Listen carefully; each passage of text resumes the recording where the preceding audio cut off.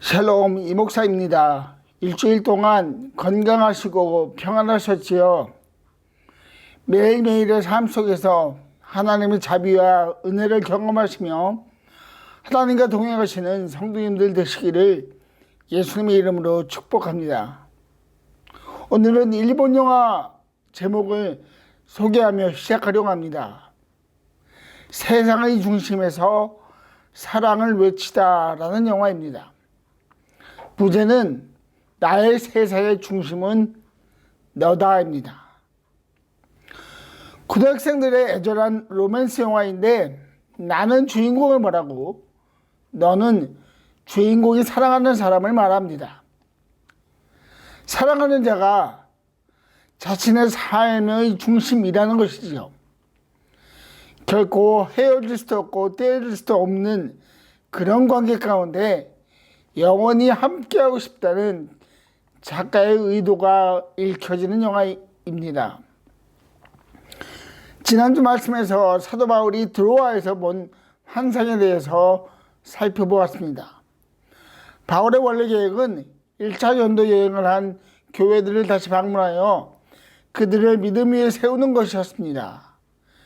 그러나 드로아에서 본 환상 속에 나타난 마게도니아인을 보고 넘어간 후 이제 그의 발걸음은 아테네에 이르게 됩니다.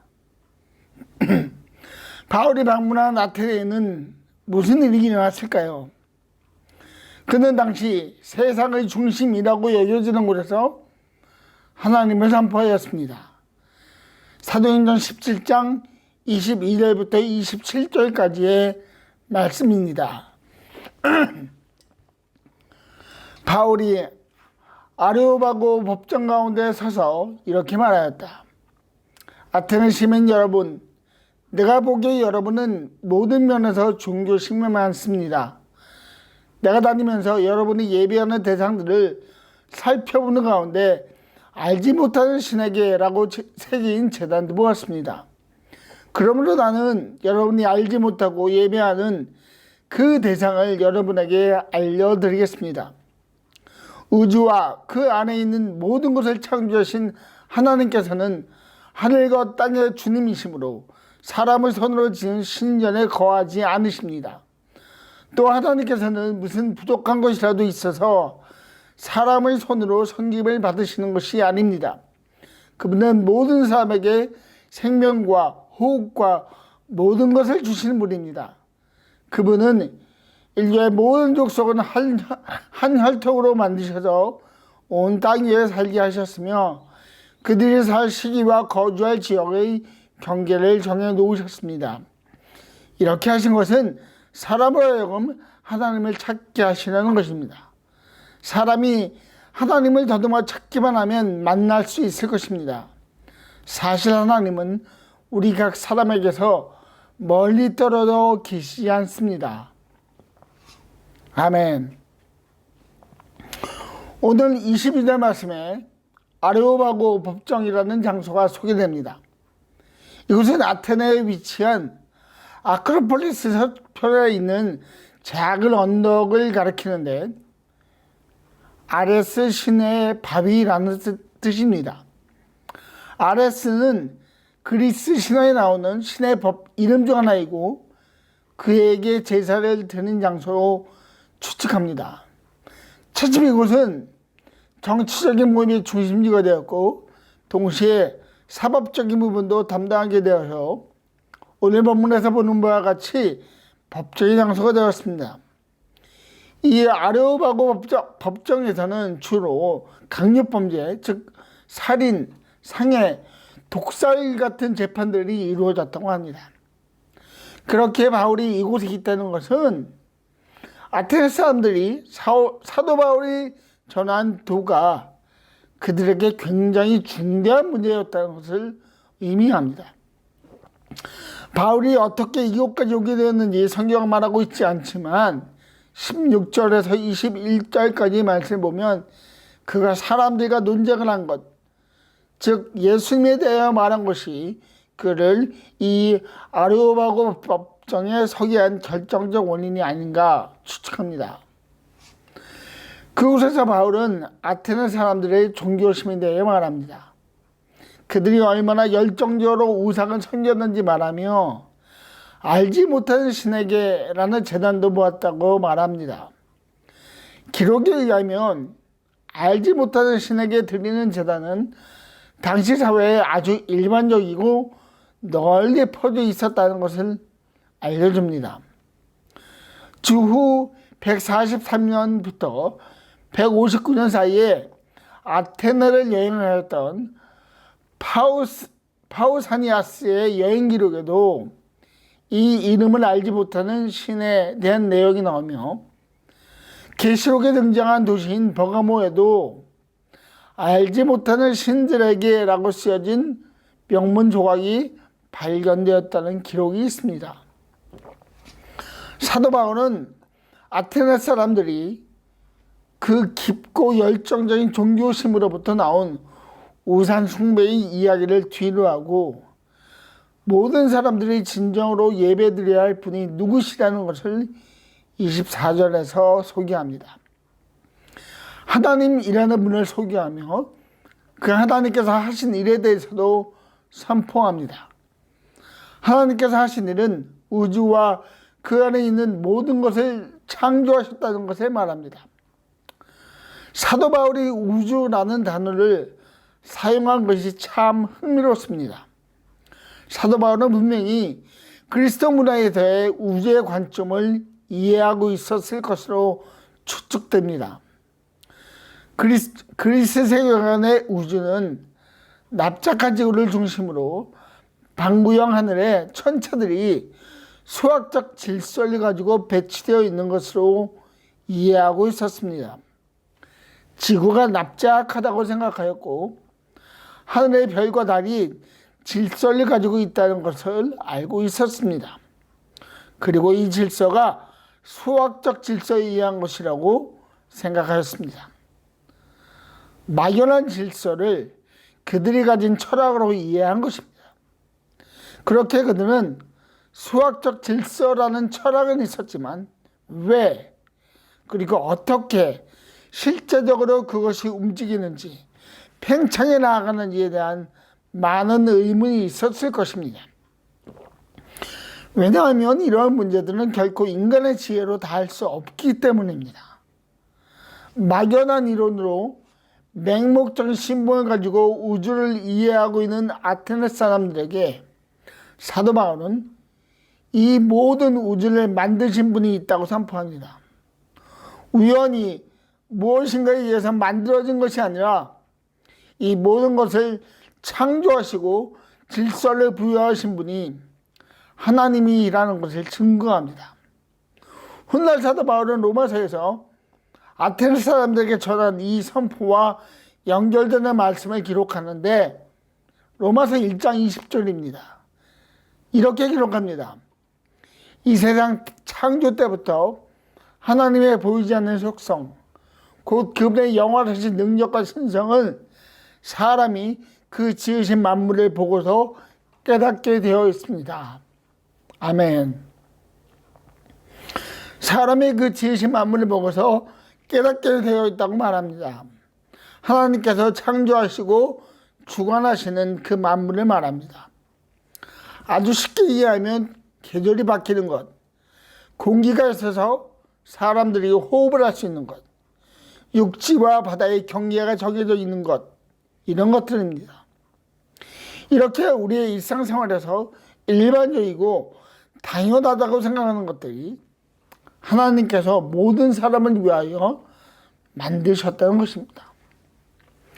일반적으로 많은 그리스도인들이 전도라는 단어를 들으면 가장 먼저 생각하는 것이 어떻게입니다. 어떻게 그리고 무엇을 전해야 하지 라는 것에 부담을 가집니다. 그래서 쉽게 시작하지 못합니다. 그러나 오늘 본문에 소개된 사도 바울의 예를 통해서 저희들이 생각해 보려고 하는 것은 믿지 않는 사람들에게 하나님을 소개할 포인트가 있다는 것입니다. 모든 사람이 함께 볼 수 있는 것, 우주, 사계절, 육지, 바다 등을 말하는 것입니다. 얼마 전에 금요전도하면서 어르신들에게 해외여행을 다녀오신 적이 있냐고 물어보았습니다. 몇몇 분들이 호주와 중국 이야기를 하셨습니다. 그분들은 아주 넓고 광활한 땅을 보시고 좋았더라고 말씀하셨습니다. 그분들에게는 넓고 광활한 땅이 하나님을 소개하는 시작점이 될 수 있습니다. 비단 교회 앞 노인정에 계신 분들을 위해서만은 아닙니다. 저희들이 일상적으로 만난 사람들, 그리고 하나님께서 특별히 복음을 전하라고 감동을 주신 사람들이 있습니다. 이러한 분들을 대할 때 저희들과 그분 사이에 공통점이 무엇인가에 대한 지혜를 구해야 합니다. 우리가 하나님에 대하여 전할 때 상대방이 아주 쉽게 이해할 수 있는 지점이 분명히 있습니다. 그 전부터 시작하는 것입니다. 그 지점부터 시작하여 궁극적으로 하나님을 소개하고 선포하는 것입니다. 그런 선포 가운데 하나님께서 택하신 사람들의 마음을 열어주시고 그들이 다시 하나님 앞으로 돌아올 것입니다. 미랄교회 모든 성도인들이 한 영혼을 위한 하나님의 인도하심을 위해 쓰임받으며 성령의 지혜로 세상 가운데 진리를 전하기를 예수님의 이름으로 축복합니다.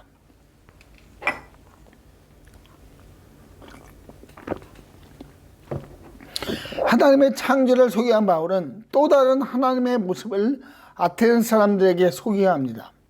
하나님은 생명과 호흡을 주시는 분이시요 모든 사람을 창조하셨고 각 사람의 인생을 정해놓으신 분이라고 말합니다. 그리고 하나님께서 이렇게 하신 이유는 모든 사람이 하나님을 찾기 위함이라고 말합니다. 그리고 마지막으로 이렇게 27절에 말합니다. 사실 하나님은 우리 각 사람에게서 멀리 떨어져 계시지 않습니다. 바울이 이렇게 이야기할 수 있는 이유가 있습니다. 그것은 바로 그가 가까이 계신 하나님을 만난 경험을 가진 자였기 때문입니다. 사도행전 9장에 기록되어 있습니다. 다마색을 향해 가는 사울 이야기입니다. 그가 다마색에 가까이 이르렀을 때 신기한 경험을 합니다. 하늘에서 환한 빛이 사울에 비치고 예수님의 음성이 들려왔습니다. 사울은 그의 이름을 부르는 예수님을 만났습니다. 예수님께서는 믿는 자들을 위해 다마색을 향해 가는 사울을 아셨습니다. 비록 사울은 예수님을 몰랐지만 예수님께서는 그가 누구인지 아셨고 그분께서 장차 어떠한 일을 할지를 알고 계셨습니다. 사도 바울이 다마색 도상에서 예수님이 맞는 시기를 학자들은 AD 32에서 34년경으로 추측합니다. 오늘 본문에 나오는 2차 전도 여행은 AD 50년에서 52년에 이루어진 일입니다. 시간적으로 약 20년 차이가 납니다. 그런데 바울은 생생하게 그날의 일을 기억하고 있습니다. 아테네 사람들에게 내가 만난 예수님에 대한 이야기를, 그 생생한 이야기를 전합니다. 나의 이름을 부르신 예수님에 대한 이야기를 전합니다. 왜 바울이 자신의 이야기를 전하면서 가까이 계신 하나님의 이야기를 하였을까요? 이는 아테네의 도시 상황과 연결되어 있을 것입니다. 아테네는 우상으로 가득 찬 도시입니다. 앞서 말씀드렸지만 이름보를 신께 드리는 제단이 있는 곳입니다. 그리스 사람들에게 이러한 우상 앞에 엎드리는 것이 아주 자연스러웠을 것입니다. 그러나 그들은 절대로 그들이 제사 드리는 그 우상들이 자신들과 가깝다는 생각은 하지 않았을 것입니다. 그 우상들은 저 높은 곳에 있고 아테네 사람들은 그저 그들에게 공포감을 가지고 절을 하였을 것입니다. 종교적 의무감으로 채워진 아테네 사람들은 우상들에게 올바른 제사를 드리지 못하면 이름 모를 신에게서 진노가 내릴 것이라고 생각하였을 것입니다. 그런데 바울은 우리 하나님은 그냥 높으신 곳에 계신 분이 아니라고 말합니다. 이 세상의 어떤 권세들보다 높은 곳에 계시는 분이지만 그분은 우리와 함께 또 우리와 가까이 계신 분이라고 선포합니다. 그분께서는 우리의 이름을 아시고 우리가 동행하시며 우리를 통해 하나님 나라가 이 땅 가운데 온전히 펼쳐지기를 기대하시는 분입니다. 하나님께서는 우리와 가까운 분이시니 그분을 찾으십시오. 하나님께서는 그분을 찾는 자들을 만나 주신다고 약속하셨습니다. 그 약속을 붙잡고 하나님 앞으로 나아가는 미랄교회 성도인들 되기를 예수님의 이름으로 축복합니다. 바울은 아테네에서 하나님에 대하여 외쳤습니다.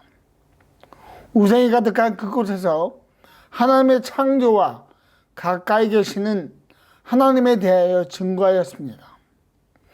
오늘날 저희가 사는 세상에도 우상이 가득합니다.